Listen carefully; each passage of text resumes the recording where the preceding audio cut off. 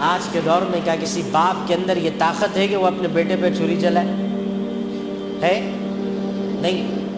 لیکن موجودہ حالات، اخبارات اور ہماری خبریں ہمیں یہ بتا رہی ہیں کہ بیٹے کے اندر آج وہ طاقت ہے کہ اپنے باپ پہ چھری چلا دے۔ سمجھا؟ باپ میں وہ طاقت نہیں، مگر آج ہمارے بچوں کی اگر ہم تربیت نہیں کریں گے تو یقیناً ایسی سینکڑوں خبریں ہمیں ملنے کو ملیں گی آنے والے دنوں میں۔ اپنا مقام، ماں باپ اپنا مقام اپنے بچوں کے دلوں میں اگر بٹھا سکتے ہیں تو دینی تعلیم سے بٹھا سکتے ہیں، کیونکہ دین ہی ماں باپ کا ادب سکھاتا ہے، دین ہی ماں باپ کا ادب و احترام بتاتا ہے۔ یہ وہی پاک مذہب ہے، وہ عظیم مذہب ہے جس کے ہم ماننے والے ہیں، جو مذہب ماں کے قدموں کے نیچے جنت کے مقام کو بتاتا ہے، جس سے ماں کا مقام بلند ہوتا ہے۔ یہی وہ مذہب ہے جو باپ کو جنت کے دروازوں میں سے بیچ کا دروازہ قرار دیتا ہے، جس کا مطلب یہ ہے کہ اگر کسی کا باپ کسی اولاد سے ناراض ہو اور اس کی اولاد مر بھی جائے تو اللہ اسے جنت عطا نہیں فرمائے گا، خواہ کہ وہ نمازی ہو، تہجد گزار ہو، عبادت گزار ہو، اللہ کا فرما بردار بندہ ہو، لیکن اگر اس کا باپ اس سے راضی نہیں ہے تو اس کے حق میں جنت بھی نہیں۔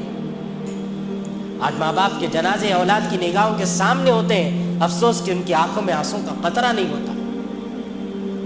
آج ماں باپ کے جنازے ان کی نگاہوں کے سامنے ہوتے ہیں، نہ وہ پڑھانے کے لیے آگے بڑھتے ہیں، نہ غسل دینے کے لیے آگے بڑھتے ہیں، پھر خاک ایسی زندگی کا تم کیا کرو گے؟ یہ دولت اس زمانے میں ماں باپ کی فکر یہ ہے کہ ہم کمائیں گے تاکہ ہماری اولاد بہتر مستقبل گزار سکے، ہماری اولاد کا فیوچر اچھا ہو جائے، ہم اتنا پیسہ کم از کم جمع کر کے جائیں گے تاکہ اس کے حق میں کچھ نہ کچھ تو دے دیں۔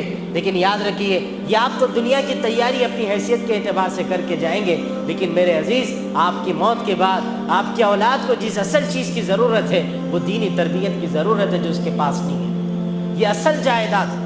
اگر بیٹی ہے تو اگر گھر میں کسی کے بیٹی پیدا ہو گئی تو لوگ ہمیشہ سے رجحان ہے کہ چلو اب جہیز جمع کرنا شروع کرو گے، انہیں پیدائش ہوتی ہے، چلو اب شروعات کرو، اب تم کو بیٹی ہو گئی، کسی کے گھر میں دینا ہے، لہٰذا تیاری کرو۔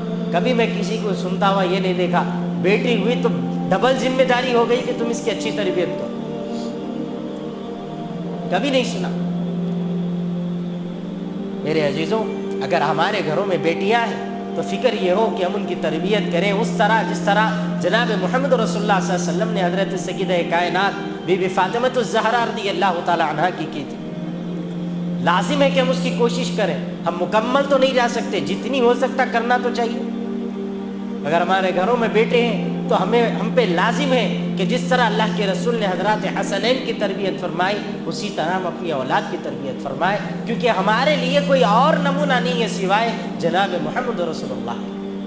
ہمارے نبی ہمارے لیے بہتر ہے، ہمارے نبی ہمیں فالو کرنے کے لیے کافی، بس ہمیں ان کی زندگی کے اوپر عمل کرنا ہے۔ جس طرح انہوں نے بچوں کا ہاتھ پکڑ کر نماز کو لایا، ہمیں ضرورت ہے کہ ہم اپنے بچوں کا ہاتھ پکڑ کر نمازوں کو لے آئیں۔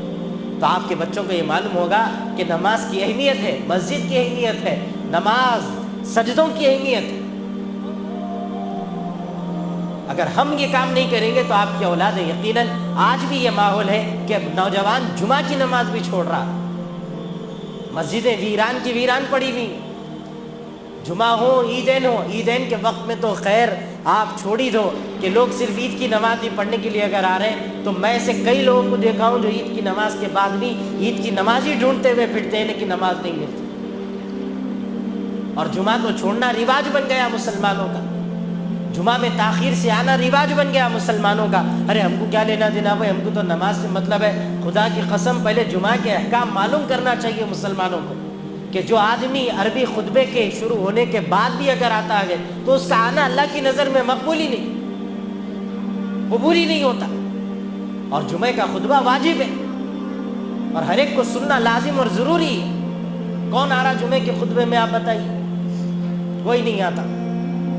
سلام پھیرنے کی تیاری میں رہتا ہے نوجوان، سلام پھیرے نہیں، اٹھ کے نکل کے چلے گئے۔ اگر آپ صفوں سے دور ہیں، اگر آپ نے اعلان کیا جائے آپ صفوں میں قریب آ جائیں تو کوئی نوجوان ایسا نہیں جو آگے بڑھ کے صفوں کو پر کرنا چاہے، کوئی نہیں آتا۔ وجہ یہ ہے کہ جلدی جانا ہے ان کو باہر سے نکل کے، آگے آگے تو اٹک جاتا انہیں۔ میرے عزیز، اتنی ہیبت ہے اللہ سے، اتنا خوف ہے اللہ سے، حضرت علی کے چاہنے والے ہیں نہیں ہم لوگ؟ بولو نہیں ہے؟ تو پھر معلوم ہوگا کہ ٹھیک ہے بھائی نماز میں ہم کا دل نہیں لگنا چاہیے، ضروری ہے۔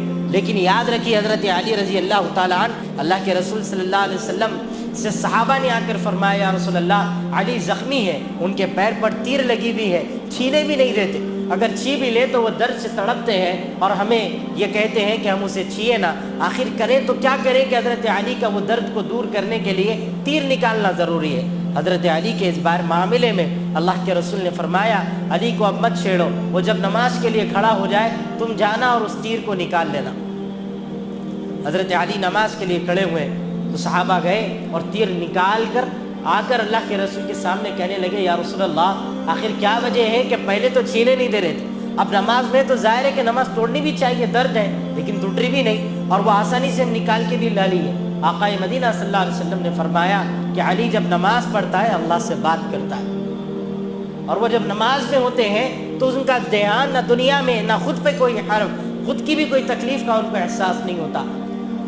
بولو کبھی نوجوان کو آپ نہیں ہو سکتا، دعا کے لیے نہیں بیٹھ سکتے ہم لوگ، بلکہ اللہ کے رسول نے فرمایا الدعاء مخ العبادہ کہ دعا عبادت کا مغز ہے، کہ تمہاری نماز پڑھنا تو ضائع ہو جائے گا اگر تم دعا نہیں کرو تو، یہ تمہارا روزہ، یہ تمہاری زکاتیں، یہ تمہاری زندگی کا اچھا عمل، پانی نہا کے آنا، کپڑے پہننا، عطر لگا کے خوشی خوشی نماز کو آ رہے، سب ضائع ہو گئے۔ اور اس دور میں مسلمان خوشی سے تو نماز پڑھنا بھی نہیں چاہ رہا۔